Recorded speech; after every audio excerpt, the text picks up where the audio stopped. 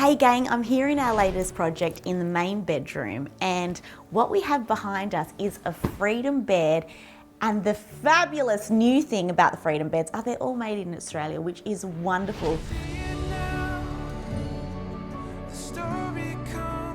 When you make your bed, you rip off your sheets. The base always looks pretty terrible. I kind of always cringe when I walk into my bedroom when I've ripped everything off.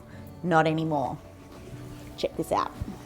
Now Freedom have covered their bases in Warwick fabric, which is fabulous. You don't get that white ugly with the yellow, which is exactly my bed at home. It's nice, it's easy on the eye, which is fabulous. And, are you ready for this? And built-in drawers.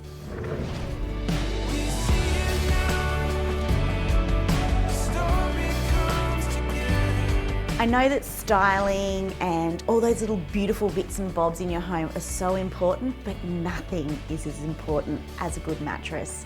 And this one, honestly, is pretty damn fabulous.